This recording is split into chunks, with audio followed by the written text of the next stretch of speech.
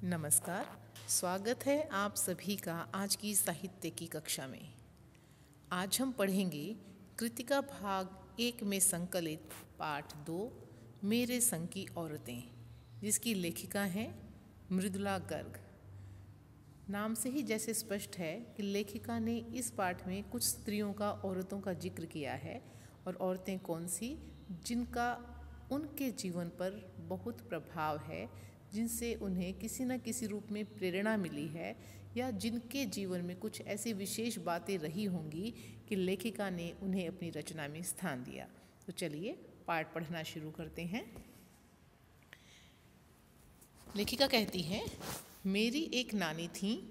जाहिर है, नेचुरली है, जाहिर सी बात है कि नानी एक थी, पर मैंने उन्हें कभी देखा नहीं।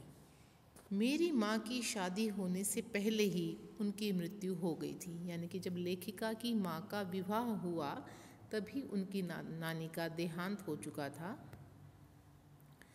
शायद नानी से कहानी न सुन पाने के कारण बाद में हम तीन बहनों को खुद कहानियाँ कहनी पड़ी। कि प्राय सभी बच्चों के जीवन में ये सौभाग्य रहता है कि वो अपनी नानी या दादी से कहानियाँ सुनते हैं। घर की बुजुर्ग महिलाएं प्रायः यह काम परंपरा से वर्षों से करती आ रही हैं, लेकिन लेखिका कहती है कि दुर्भाग्यवश वो नानी से कहानी नहीं सुन पाई। शायद यही वजह रही कि वो जो बहनें थी, 5 बहनें थी ये सभी, उनमें से 3 जो हैं वो कहानियाँ कहना शुरू कर चुकी थी। अर्थात वो लेखन के क्षेत्र में आ गई थी और कहानी लेखन का कार्य करती थी। नानी से कहानी भले न सुनी हो, वो कहती है कि बेशक ये सौभाग्य नहीं मिला कि हम नानी से कहानी सुन पाएँ, पर नानी की कहानी ज़रूर सुनी। लेकिन नानी के बारे में क्या बातें प्रचलित थी, कौन सी घटनाएं या जीवन के प्रसंग ऐसे थे जो बहुत महत्वपूर्ण थे, वो उसने सुने अवश्य थे। और बहुत बाद में जाकर उसका असली मर्म समझ में आया कि बहुत समय बीता, कि जब वो बड़ी हुई तब जाकर उस कहानी का, नानी के बारे में जो कुछ सुना था, उसका मर्म समझ में आया कि वास्तव में उनका जीवन क्या और कैसा था। पहले इतना ही जाना कि मेरी नानी, कि इतना ही समझ आया था कि जो लेखिका की नानी हैं वो कैसी हैं, उनकी कौन सी विशेषताएं उसने जानी। कि पारंपरिक मतलब ट्रेडिशनल, जैसे भारतीय महिला रहती हैं, परंपरा से रहती आई हैं, उनका जीवन ठीक वैसा था। अनपढ़, वो पढ़ी लिखी हुई नहीं थी।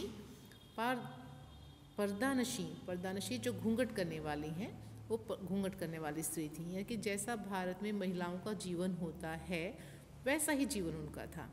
जिनके पति शादी के तुरंत बाद उन्हें छोड़कर बैरिस्ट्री पढ़ने विलायत चले गए थे।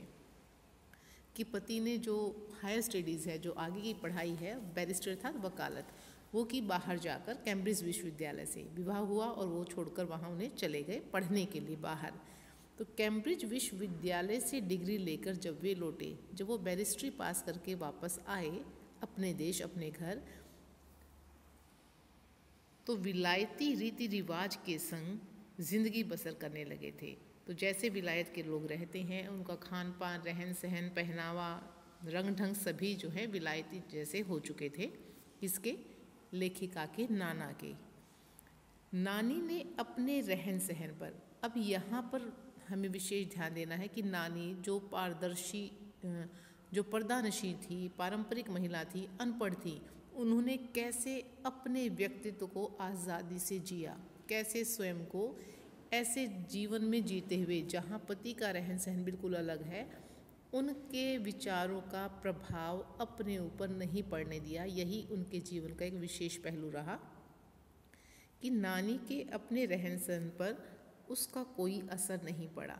प्रायः आज के समय में भी अगर हम देखें, पति की जो फरमाइश होती है कि किस तरह से रहना, बन ठन कर रहना है, ऐसे रहना है, नहीं रहना है, ससुराल में कुछ ऐसा व्यवहार अपेक्षित होता है बहुओं से।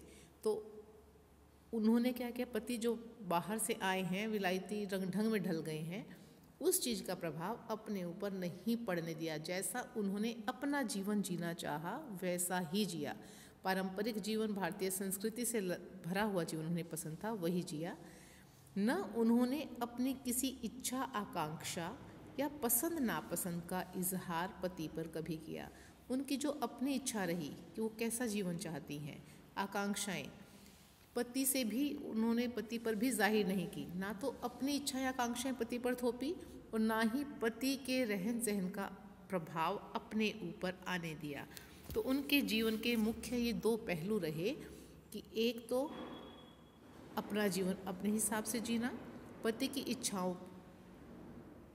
को खुद पर हावी न होने देना, इच्छाओं ने उनके रहन सहन आचार व्यवहार को, ना ही उनमें दखल दिया और ना ही अपने जीवन में दखल लिया।